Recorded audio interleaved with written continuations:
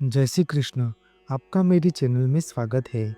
आज हम बात करेंगे होलिका दहन कब किया जाएगा, होलिका दहन के दिन क्या करें और क्या न करें, होलिका दहन की महिमा क्या है, होलिका दहन के पीछे क्या कहानी जुड़ी हुई है, इसके बारे में संपूर्ण माहिती प्रदान करूंगा। फाल्गुन पूर्णिमा के दिन बुराई पर अच्छाई की जीत के रूप में होलिका दहन किया जाता है। इस बार होलिका दहन 13 मार्च 2025 यानी कि गुरुवार के दिन किया जाएगा। ज्योतिष गणना के अनुसार 13 मार्च को भद्रा का साया सुबह 10:35 से लेकर देर रात 11:26 तक है। इस दौरान शुभ काम करने की मनाही होती है। भद्रा के दौरान होलिका दहन भी नहीं किया जाएगा। होलिका दहन 13 मार्च को देर रात होगा। होलिका दहन का शुभ मुहूर्त रात 11:26 से लेकर रात 12:30 तक रहेगा। इसी समय होलिका दहन किया जाएगा। फाल्गुन पूर्णिमा पर प्राचीन काल में परिवार की सुख समृद्धि के लिए चंद्रमा की पूजा की जाती थी। वही वैदिक काल में नवातृष्टि यज्ञ करने की परंपरा थी। इसके अनुसार खेत के अध पके अन्न को यज्ञ में दान किया जाता था और प्रसाद लिया जाता था। इस अन्न को होला कहते हैं। इसी कारण बाद में इसका नाम होल होलिकोत्सव पड़ गया। इसके अलावा छोटी होली यानी होलिका दहन का पर्व भक्त प्रहलाद और उसकी बुआ होलिका थी की कथा से भी जुड़ी हुई है। राक्षस राजा हिरण्यकश्यप के आदेश पर उसकी बहन होलिका, जिसे आग में न जलने का वरदान था, अपने भतीजे भक्त प्रहलाद को लेकर आग में बैठ गई थी। लेकिन भगवान की कृपा से प्रहलाद बच गए और होलिका जल गई। उसी की याद में होलिका दहन पर्व मनाया जाता है। इसके अलावा ज्योतिष के लिहाज से भी यह पर्व महत्वपूर्ण होता है। इसी दिन होलाष्टक की समाप्ति होती है। होलिका दहन के दिन की क्या अनुष्ठान किया जाते हैं और यह इस दिन क्या नहीं करना चाहिए।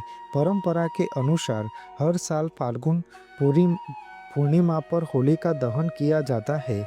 इसके लिए सुबह पूर्व या उत्तर की दिशा में बैठकर होलिका की पूजा की जाती है।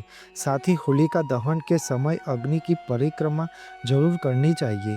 अगले दिन होली की राख लाकर एक चांदी की डिब्बी में रखनी चाहिए। साथ ही होलिका की पवित्र आग में जो गेहूं की बालियां डालें और कुछ अधजली बालियां घर में साल भर तक रखना चाहिए।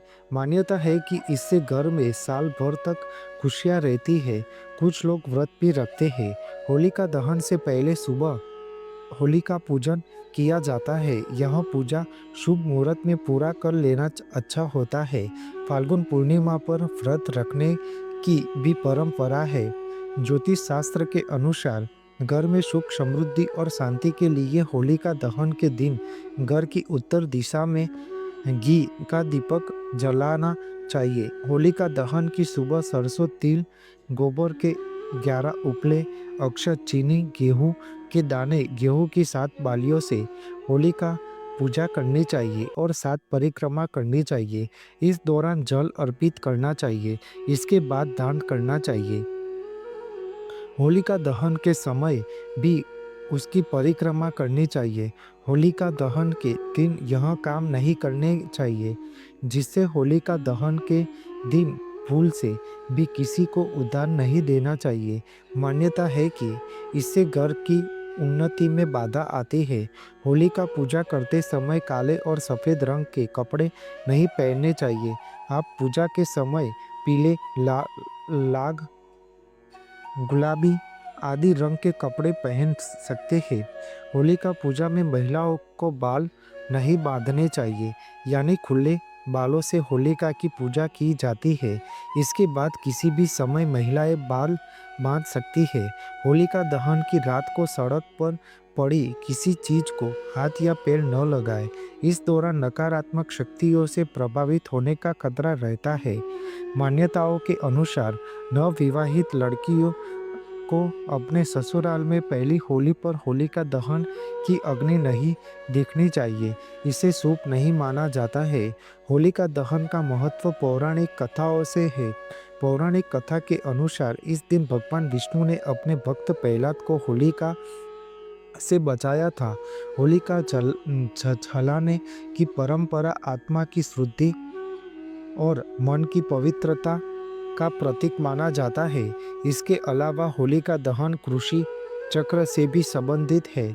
यह पर्व देवताओं को भरपूर फसल के लिए प्रतीकात्मक रूप से अर्पित किया जाता है और आने वाले वर्ष में समृद्धि के लिए उनका आशीर्वाद प्राप्त करने की प्रार्थना की जाती है।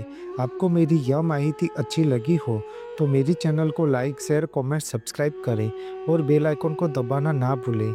जय स्वामी नारायण।